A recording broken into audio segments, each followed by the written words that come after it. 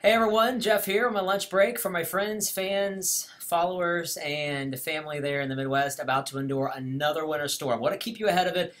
Forecast model data not quite in the agreement that I wanted to see at this point in the process, but there is considerable agreement that it will be a significant event for many of you, and it's another one on top of several that you've already experienced this winter. I did look at the long-range forecast data, and it looks like we will see some improving weather over the coming weeks. This may be the last big winter storm many of you have to deal with. The water vapor loop is what I started with here. There's been a huge change in the pattern, but still the same areas that got hit a couple of weeks ago will get hit again, but for slightly different reasons. Instead of the big ridge out west and the trough in the east, we actually have a storm system that's broken down the ridge. It's broken through the ridge here, and it's moved into the eastern Pacific and dug out a trough in the west, and there's this subtropical connection. I tell you what, folks, this system is just loaded with moisture. That makes me very nervous in terms of precipitation amounts. The difference with this system, though, and the one a couple of weeks ago in mid-February, Arctic air is not in place ahead of it. So it's going to be a messy setup. There's going to be lots of changing precipitation types. Many of you experiencing the heavy rain tonight, which, by the way, I'm not really posting on. That's an event in itself. The heavier rain tonight, on top of that melting snowpack, could be some localized flooding. But then we're going to switch quickly over to sleet Wednesday morning and midday, and then right to snow for some of you. But for other locations, the sleet will hang on for hours and hours and hours. I don't think, thankfully, we're going to experience a significant freezing rain event with this system for much of the Ozarks and the Tennessee Valley, but some parts of the Mid-South may experience that. Here's a look at radar, just the beginning of precipitation breaking out here. The cold front is not moved through, so this is all rain here in the central part of the nation. There was some freezing rain earlier. Let's go right into the model trends. This is the NAM trend, and I'm going to go back. Okay, this is the total snowfall amounts, and you can see how this has shifted. In most recent model runs, it's been shifting southeast, especially with the midday run today. I think it's got the best handle on the situation. The NAM has been an outlier in its northern extent of precipitation. This is the GFS. This was the run from a few days ago on the 27th.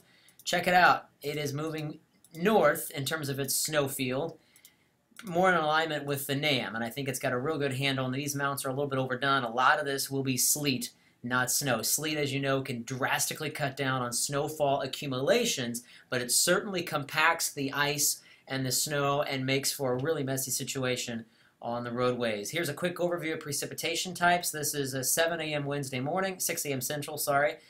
This is noon Wednesday. It starts to change over to sleet. Let me show you here the lines of types. Okay, I thought I had paused it. Sorry about that. But the freezing line is right here. And the orange there is sleet, and then the blue north of that line is snow.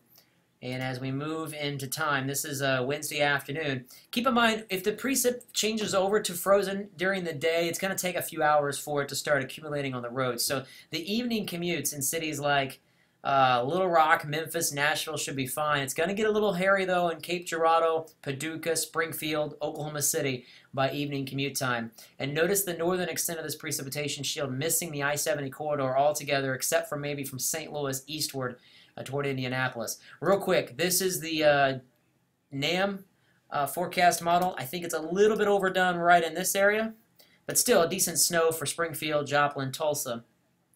And I think it's also a little overdone on the southern extent here, because, so keep that in mind. This is the GFS, most recent run. This is overdone right here. This is a lot of sleet, but we will probably still see a swath of snow after the sleet of 6 inches in many locations that I just circled there. And I think the European, once again, might be the winner here. Anything south of this line is probably a little overdone, especially right in here. But this stripe from, say, Mountain Home to Poplar Bluff to Paducah to Evansville, probably near or about 30 miles either side of that line, you're looking at a decent snow of 6 to 8 inches. Paducah Weather Service office, as of the midday run, or the midday update, let me show you. The Weather Service data, this is the flood watch, winter storm watch from Paducah. Obviously, the very heavy rain tonight. I think they have a good handle on the snowfall amounts. The southern end of that yellow could be cut down drastically by sleet. And in some cases where it switches over to snow from, say, Sikeston to Paducah to Evansville, there could be more than 8 inches of snow. The St. Louis office indicating a dusting on the northern suburbs to maybe up to 3 inches on the southern suburbs. I don't even know if Columbia will get anything measurable with the Wednesday system. There may be a little bit late Tuesday night that comes in, but I think this is a pretty good map, very similar to the Paducah Weather Service. Springfield, right on track here. I wouldn't be surprised, though, if this 3 to 4 inch was shifted west a little bit, maybe not north, but west. And I imagine parts of south central Missouri, Oregon, Howell, Ripley, Carter counties could get 6 plus.